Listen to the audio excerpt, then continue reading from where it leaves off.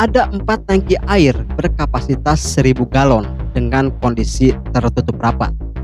Dan setelah memeriksa satu persatu tangki air tersebut, di sana Santiago ini kaget karena melihat ada sosok mayat seorang perempuan dengan kondisi sudah hampir membusuk. Halo semua, nama gue Topar dan welcome back to my channel.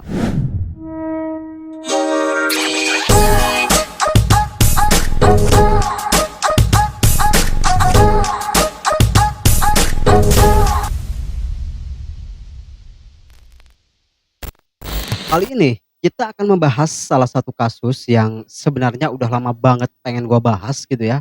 Nah, tapi buat kalian yang para pecinta horor, misteri ataupun teori konspirasi, mungkin udah tahu banget lah ya dengan kasus yang akan gua bahas kali ini, yaitu tentang misteri kematiannya Ellie Salam.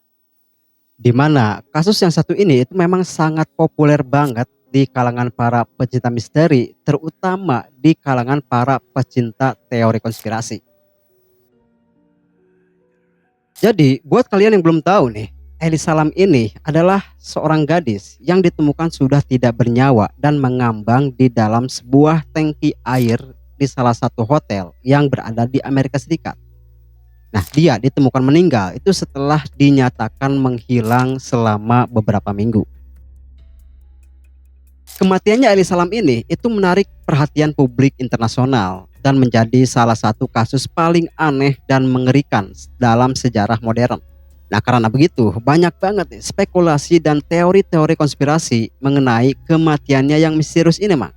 Ada yang bilang kalau ini adalah kasus pembunuhan, ada yang bilang juga kalau ini adalah unsur ketidaksengajaan.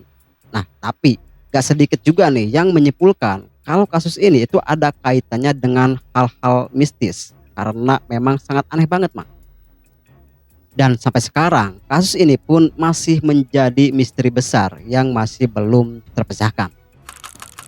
Lalu gimana kronologinya dan apa saja keanehan-keanehan yang ditemukan di dalam kasus yang satu ini, Mak? Nah, kita akan bahas lengkapnya di Bantai Bahas Santai. Sebelum kita masuk ke kronologinya, kita akan sedikit mengenal siapa Ellie Salam ini.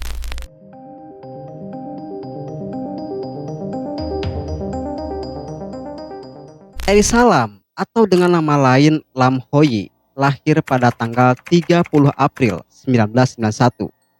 Dia merupakan seorang anak dari orang tuanya yang bernama David Lam dan Yina Lam. Elisa yang berumur 21 tahun merupakan seorang mahasiswi di University of British Columbia di Vancouver, Kanada. Karena memang keluarganya tersebut itu merupakan imigran dari Hong Kong yang udah lama tinggal di Kanada, Mak. Nah, jadi di sana mereka itu membuka sebuah usaha di bidang kuliner atau restoran ala-ala Cina gitu, Mak. Nah, sebenarnya mereka hidup di sana itu gak ada masalah gitu ya. Mereka hidup dengan bahagia, usahanya juga lancar. Bahkan Elisa sendiri itu juga sempat menjadi blogger dengan konten-kontennya kayak fashion, menceritakan kehidupan seharinya, khususnya tentang perjuangannya melawan penyakit mental yang dia derita. Karena memang pada saat itu Elisa ini itu divonis menderita bipolar dan depresi. Jadi intinya nih, di dalam blog tersebut dia itu menceritakan semangat hidupnya di tengah penyakit yang dia derita selama ini.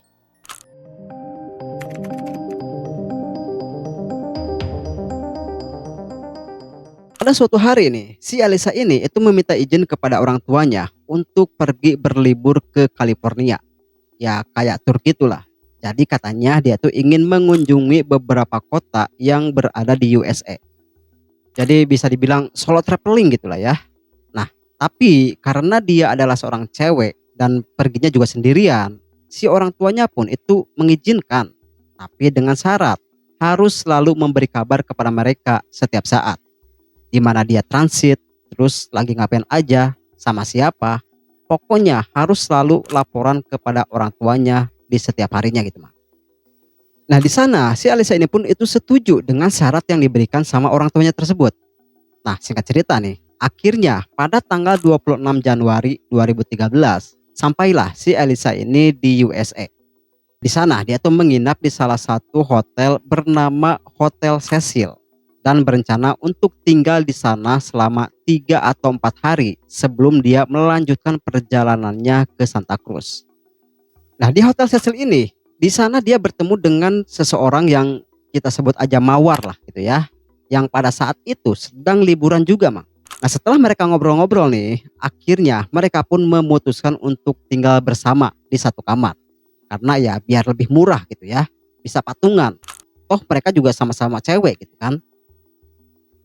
Nah, tapi setelah 2 hari tinggal bersama nih, si mawar ini pun itu memutuskan untuk pindah dan menyewa kamar yang lain, Mang. Karena dia itu ngerasa tingkah laku si Elisa ini itu agak aneh, Mang. Agak lain gitu ya. Sehingga si mawar ini pun itu agak risih. Nah, alhasil di sana pun mereka itu berpisah. Pada tanggal 30 Januari 2013, tiba-tiba si Elisa ini berhenti memberi kabar kepada orang tuanya, Mah. Pas ditelepon juga itu HP-nya juga gak aktif. Nah, karena begitu, orang tuanya si Elisa ini pun itu langsung menghubungi pihak Hotel Cecil untuk menanyakan ini anak gua kemana gitu ya. Oh, seharian gak ada kabar. Nah, tapi setelah ditelepon nih, pihak hotel juga itu mengeluhkan hal yang sama ternyata, Mah. Bahwasanya pihak hotel juga itu beberapa kali mencoba menghubungi si Elisa ini karena hari itu adalah hari yang seharusnya si Elisa ini check out dari hotel tersebut dan akan melanjutkan perjalanannya ke Santa Cruz. Tapi sayangnya hal itu pun tidak pernah terjadi dan pada sampai saat itu si Elisa ini tidak bisa dihubungi. Karena begitu, orang tua si Alisa maupun dari pihak Hotel Cecil itu membuat sebuah laporan kehilangan kepada Los Angeles Police Department atau LAPD.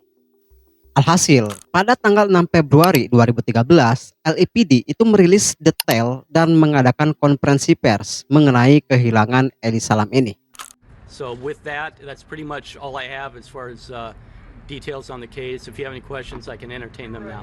Lalu setelah melakukan penyelidikan, pada tanggal 14 Februari 2013, LAPD itu merilis sebuah video rekaman CCTV yang memperlihatkan Elisa Lam ini itu sedang berada di lift di Hotel Cecil ini sesaat sebelum dia menghilang. Dan footage CCTV inilah yang membuat banyak orang termasuk gua sendiri gitu ya menjadi merinding, Mang.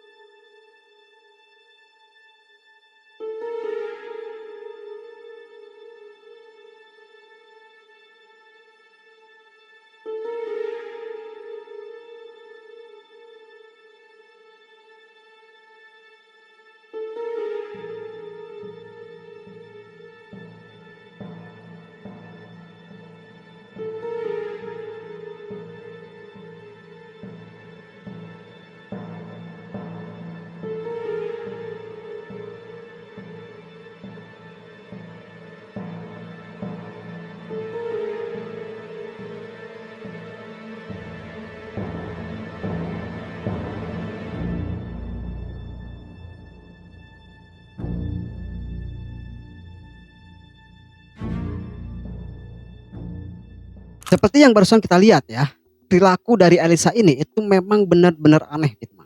Nah, dia masuk ke dalam lift, lalu memencet beberapa tombol secara acak dan kayak orang bersembunyi atau orang yang kayak dikejar-kejar gitu, Mang. Bahkan dia tuh sempat melakukan gerakan-gerakan aneh, seolah-olah dia tuh sedang mengobrol sama seseorang yang padahal di sana gak ada siapa-siapa selain dia sendiri. Nah, setelah 19 hari Elisa itu menghilang, tepatnya di tanggal 19 Februari 2013, para penghuni hotel itu komplain dan mengeluh dengan kondisi air keran yang kayak tersendat-sendat gitu, Mak. Jadi keluarnya itu kayak kecil banget gitu ya. Dan selain itu, warna airnya juga itu kayak keruh, berbau tidak sedap, dan rasanya itu kayak aneh banget katanya. Nah karena begitu, seorang staf hotel bernama Santiago itu langsung pergi ke atap hotel untuk memeriksa tangki atau penampung air yang berada di sana. Ada 4 tangki air berkapasitas 1.000 galon dengan kondisi tertutup rapat. Dan setelah memeriksa satu persatu tangki air tersebut, di sana Santiago ini kaget karena melihat ada sosok mayat seorang perempuan dengan kondisi sudah hampir membusuk yang mengambang di dalam salah satu tangki air tersebut. Dia pun langsung melaporkan apa yang dia temukan pada saat itu kepada polisi. Nah, dan setelah diidentifikasi, mayat tersebut adalah Eli Salam yang sudah menghilang selama kurang lebih 2 minggu lamanya. Dan bisa kalian bayangkan gitu ya, berarti selama itu juga lah para penghuni hotel itu meminum air yang sudah terkontaminasi dengan mayat dari Eli Salam ini. Pada tanggal 21 Februari 2013, polisi mengumumkan hasil otopsi dari jasadnya Eli Salam ini. Dan hasilnya adalah Eli Salam ini itu meninggal karena accidental drowning atau tenggelam dengan cara tidak sengaja. Dan setelah itu, pada tanggal 21 Juni 2013, pihak polisi itu menetapkan kalau Eli Salam ini itu murni tenggelam karena kecelakaan. Tapi walaupun polisi itu menyatakan kalau ini adalah sebuah kecelakaan, banyak teori atau dugaan-dugaan lain mengenai penyebab kematiannya Eli Salam ini. Salah satunya adalah kalau Eli Salam ini itu sengaja maupun tidak sengaja mengakhiri hidupnya sendiri, dengan kata lain anggaplah bunuh diri lah gitu ya.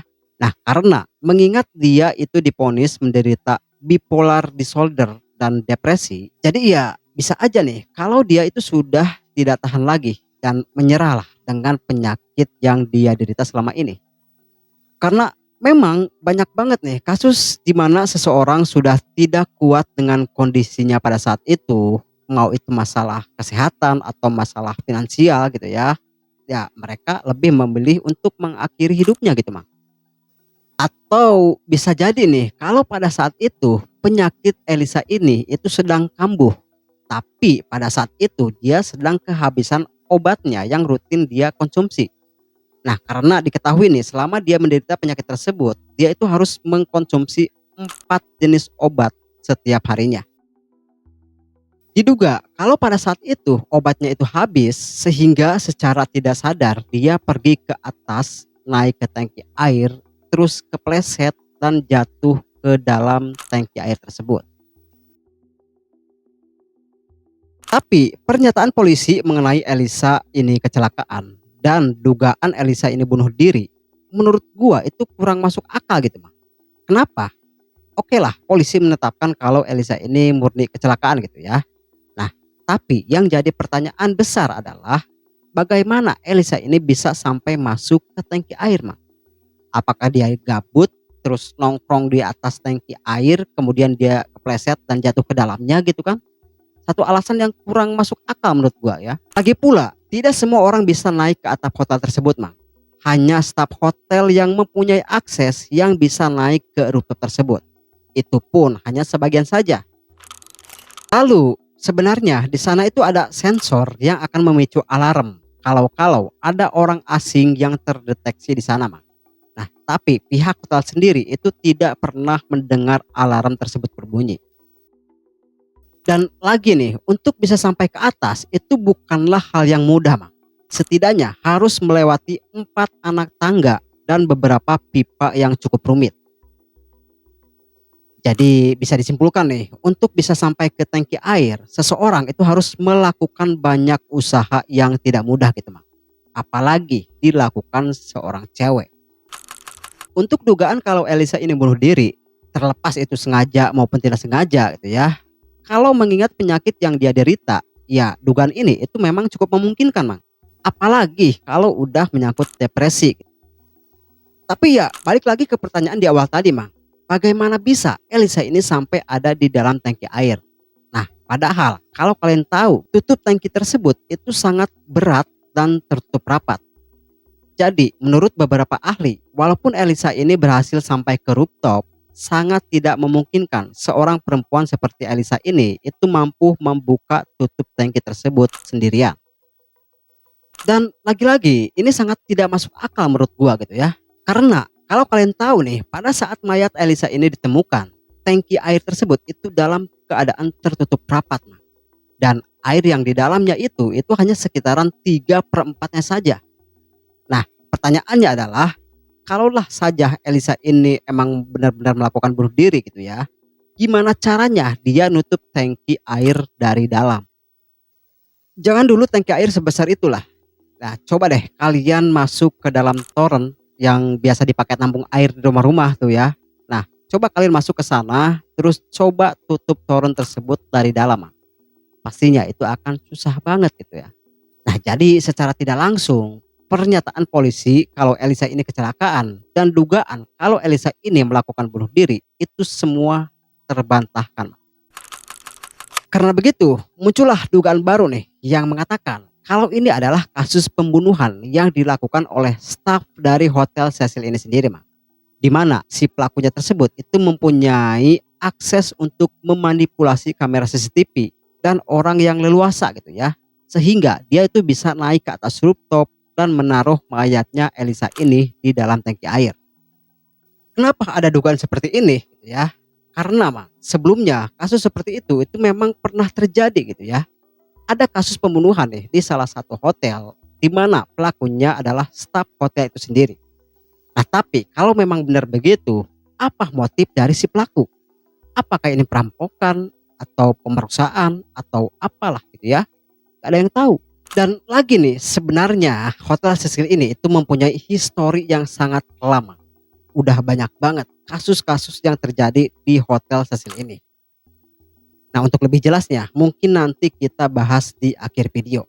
Nah, kita sekarang akan fokus dulu nih, karena ada satu teori yang sangat populer di kalangan para pecinta teori konspirasi.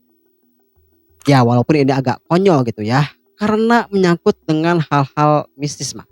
Nah, tapi menurut gua pribadi ini kayaknya sedikit masuk akal gitu ya. Jadi teori tersebut itu mengatakan kalau Elisa ini itu terlibat di dalam sebuah permainan bernama elevator game. Buat kalian yang belum tahu nih, The Elevator Game ini adalah sebuah permainan sakral yang bisa membuat pemainnya itu masuk ke dimensi lain atau dunia lain gitu ya, melalui sebuah lift. Permainan ini itu hanya bisa dimainkan di dalam sebuah bangunan yang mempunyai 10 lantai atau lebih. Dan pastinya yang ada liftnya. Jadi singkatnya nih, di dalam permainan ini kalian harus masuk ke dalam lift dan menekan beberapa tombol yang ada di dalam lift tersebut, Mang. Nah, urutan nomor lantai yang harus ditekan adalah 4, 2, 6, 10, dan 1. Katanya nanti nih di lantai 5 kalian akan bertemu dengan sosok perempuan yang akan mengajak kalian untuk berkomunikasi. Nah, di sana dia akan memberitahu ada 2 kemungkinan katanya, yaitu pertama, kalau lift membawa kalian ke lantai bawah, kalian harus cepat-cepat pergi dari sana dan jangan pernah sesekali mencoba untuk menengok ke belakang. Dan yang kedua, kalau kalian dibawa ke lantai atas, nah selamat, kalian sudah dibawa ke dimensi lain. Tapi kalau kalian takut atau panik saat memainkan game ini, ya katanya kalian tidak bisa kembali lagi ke dunia nyata. Lalu kenapa orang-orang itu percaya kalau Elisa ini itu memainkan elevator game ini, Mang? Nah, karena mereka itu melihat footage CCTV yang memperlihatkan Elisa ini bertingkah aneh di dalam lift. Dia melakukan persis dengan aturan permainan tersebut, ya, di mana dia menekan beberapa tombol. Selain itu, ada momen di mana dia kayak sedang berinteraksi dengan seseorang yang diduga dari dimensi lain. Nah, karena pada saat itu tidak ada orang selain Elisa ini, Mak. Dan dipercaya pada saat lift tertutup ya di akhir video, nah Elisa ini sudah berada di dimensi atau dunia lain.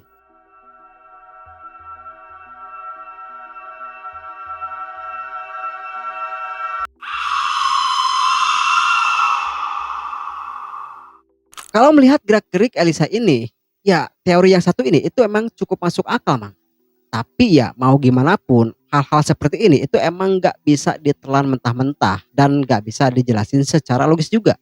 Dan alhasil ya sampai pada detik ini, kasus ini pun itu masih menjadi misteri besar yang belum terpecahkan. Seperti yang gue bilang di awal tadi ya, kalau sebenarnya Hotel Cecil ini itu mempunyai histori yang sangat kelam. Udah banyak banget nih kasus-kasus yang terjadi di Hotel Cecil ini, Mang. Mulai dari kasus bunuh diri sampai kasus pembunuhan. Tercatat dari tahun 1929 sampai 2015 sudah ada 12 kasus bunuh diri di Hotel Cecil ini. Dan bukan cuma itu, ada beberapa serial killer dan murder killer yang pernah tinggal di Cecil Hotel ini, Mang. Di antaranya adalah Richard Ramirez, seorang pembunuh berantai dengan julukan Night Stalker atau penguntit malam yang sudah menghabisi belasan korbannya. Selain itu, ada juga Dahlia Murder, salah satu kasus pembunuhan yang paling kejam dalam sejarah Amerika Serikat. Nah, di mana si pelaku dan si korban itu terlihat di Hotel Cecil ini hanya sehari sebelum kematiannya. Dan bukan hanya itu, gitu ya. Masih banyak banget kasus-kasus yang lain yang terjadi di sana, Mang. Sampai-sampai kalau kalian ketik Cecil Hotel di Google nih, yang keluar itu pasti histori kelamnya semua, Mang.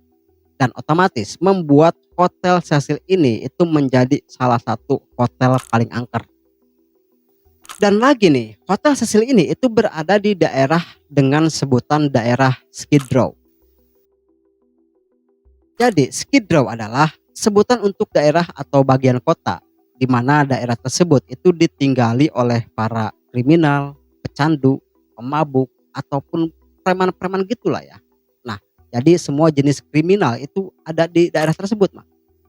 Jadi sebenarnya bukan tempat yang cukup aman lah untuk dikunjungi, apalagi untuk ditinggali gitu ya. Dan gua nggak tahu nih kenapa Elisa Lam ini itu memilih Hotel Cecil ini untuk transit, Mak.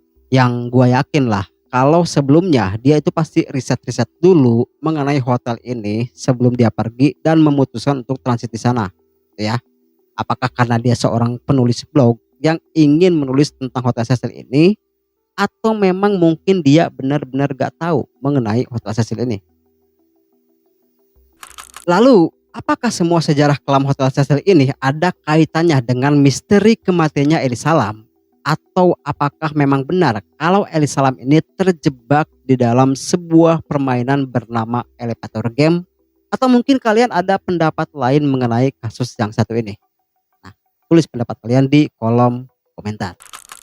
Jadi buat kalian yang suka bepergian atau solo traveling gitu ya, khususnya buat para cewek deh, karena kebanyakan target kejahatan itu adalah cewek gitu ya. Ada baiknya kita riset-riset terlebih dahulu, cari tahu dulu seluk-beluk tempat yang akan kita kunjungi. Mulai dari hotel, lingkungannya, orang-orangnya gitu ya. Pokoknya semuanya lah. Jangan sampai nanti terjadi hal-hal yang tidak diinginkan. Dan terima kasih buat kalian yang sudah menyimak video pembahasan ini sampai di sini. Jangan lupa untuk subscribe, komen, dan share video ini ke teman-teman kalian. Like video ini kalau kalian suka dan dislike video ini kalau kalian tidak suka. Nyalakan juga notif kalian karena akan ada banyak video-video pembahasan yang seru dari channel ini yang pastinya akan menarik untuk kalian simak. Gua Topan dan sampai jumpa di video-video pembahasan berikutnya.